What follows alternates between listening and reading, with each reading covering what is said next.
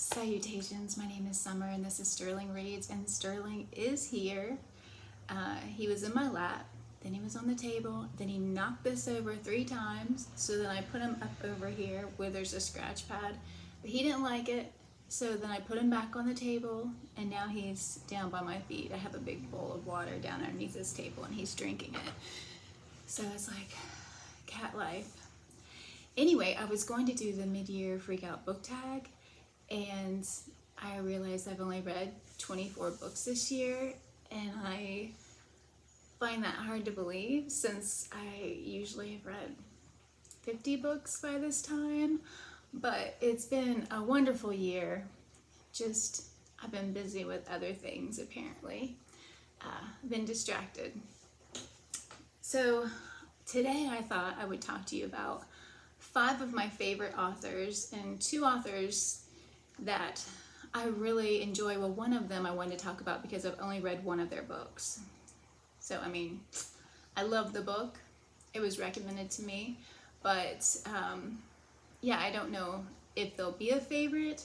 It's not an author let me just go ahead and talk about them. It's not an author that I've heard about much on BookTube. Maybe I'm just watching the wrong channels, but Taylor Codwell, I read Captains and the Kings last year and absolutely loved it. I thought it was wonderful. It had everything in there. It had characters that is like a family saga. It had immigration of, a man coming over with his family and being really poor and doing some pretty horrible things to get where he felt like he needed to be. But I mean, wonderful. But I have not read anything. Okay, are you coming up here? He was hitting me in the butt, but apparently he just wanted my attention. Anyway, yeah, so I thought this was wonderful. Has anybody read anything by Taylor Codwell? I believe that she has written underneath another name also, maybe 2 different names. But yeah, I really enjoyed her. I don't know if she'll become a favorite since that's the only novel I've read of hers.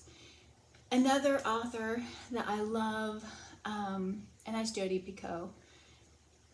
The thing I love about her books, now she's not on my favorite list, even though I have read almost all of her books and enjoyed them. But I love that she can give you a situation that you might feel like you have a side. You're like, yeah, I feel this way about this. I feel strongly about this subject matter.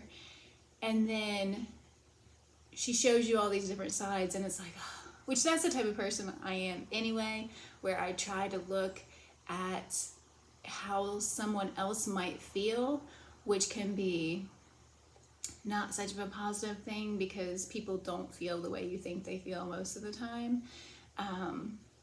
But I love her books. I love how I learned something. Most of the subject matters are interesting and I learn something from them, or I can,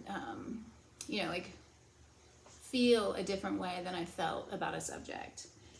So anyway, she is someone that I do love, and it's very, very hot up here today. Okay, so my favorite authors right now, and they've been favorites for a while. I was like searching for my favorite book, and honestly, I think if I am honest with myself, I've only read it once, so that's why I can't say it's a favorite.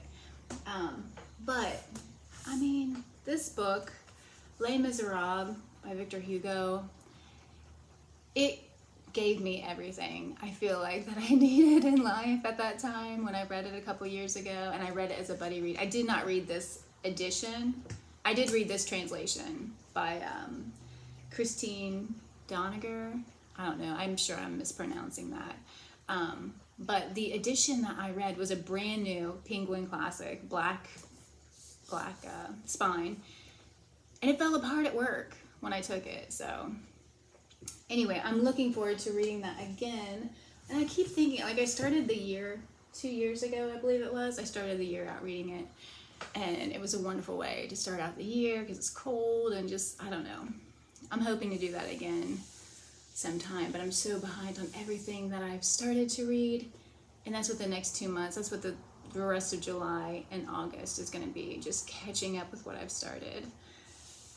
Okay, so favorite authors. This author is not going to be a surprise to anybody because everybody knows how much I love Larry McMurtry, how much I love this whole series. But not only that, I have read a dozen of his other books. Now I can't think of any. Zeke and Ned, he had written that with a woman, Diana somebody. But Buffalo Girls, Boonslick, of course I can't think of them. But I have not read Terms of Endearment. I started to read it and I was like, but maybe someday I'll read that since I think he's such a fantastic author. But he is definitely one of my top 5 favorites. Another author, if you watch my channel, you will know I absolutely love him. And that is Ken Follett.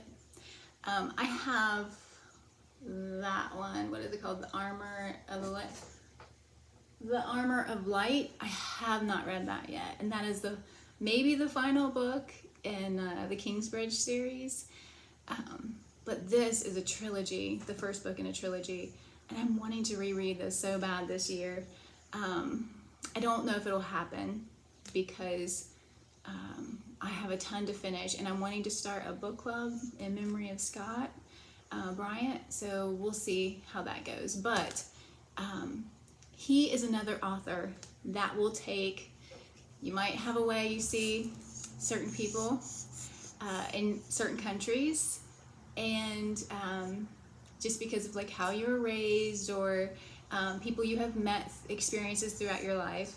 But I love that he will take you, like in this one I think there's 5 different families from all different places all over the world, and there's a war going on, and he will show you their point of view, which I think is wonderful. And there is Sylvie, so there may be drama. All right, Randall, I need you to get off this. Sylvie, you want to come in my lap? You are in the way, sweetie.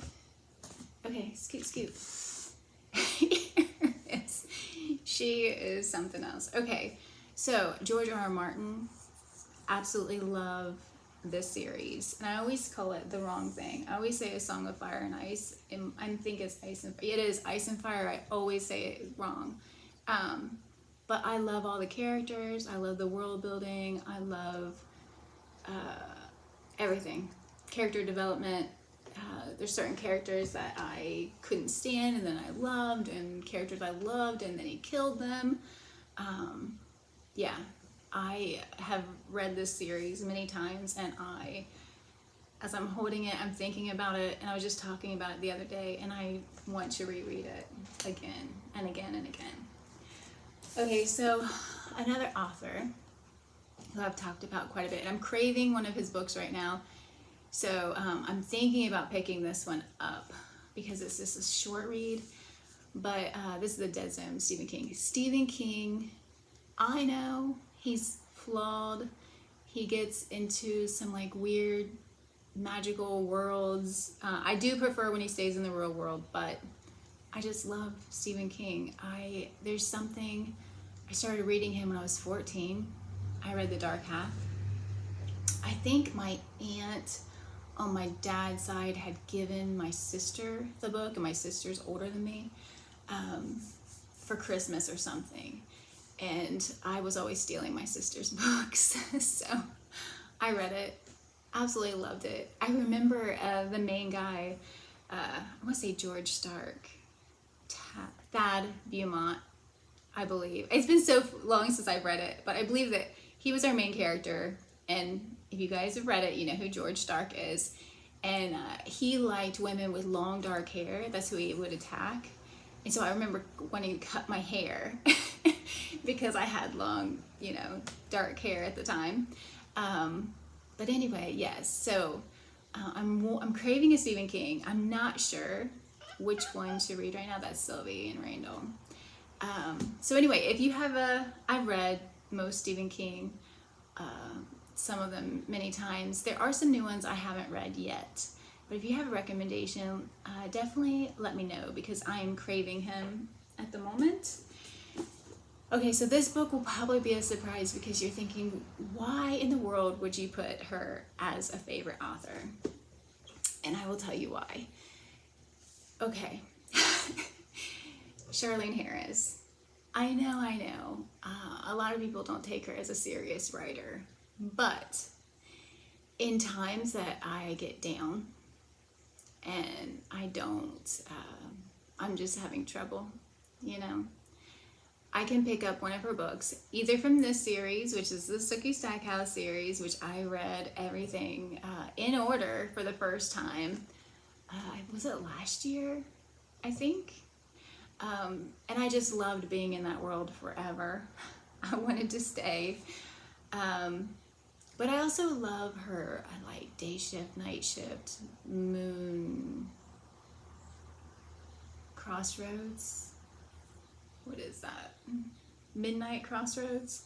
Her new series, I don't know too much. That Gunny Rose, or I do have the first book, and I do have some on my Kindle that I was gifted, but I haven't got into that series too much. I do love her Aurora Teagarden, her Librarian series also. Her Shakespeare one I haven't got into, but there was one where the woman had, I can't remember what it was. Like, she wasn't a necromancer. It doesn't matter. But the thing is, she's a favorite of mine. The writing is simple. The characters are kind of simple. The stories are easy. I think that's one of the reasons why I love her, is that I don't have to work hard for her. I don't have to think about much. I can just be entertained and enjoy the ride. Because usually I do prefer books that make me question things and think about things differently. But her, it's just when I need something easy and to be entertained, I have her. So those are my 5 favorite authors. Please let me know. Let me know what you think about them. It may surprise you, I don't have any classics on there. I mean, I love Jane Austen. And when you talk about modern classics like John Steinbeck, I've read, 10 of his books? And The Grapes of Wrath is a favorite novel of mine. But his other ones I've enjoyed, but I haven't loved like I've loved that one. Even East of Eden I enjoyed, but I didn't love it.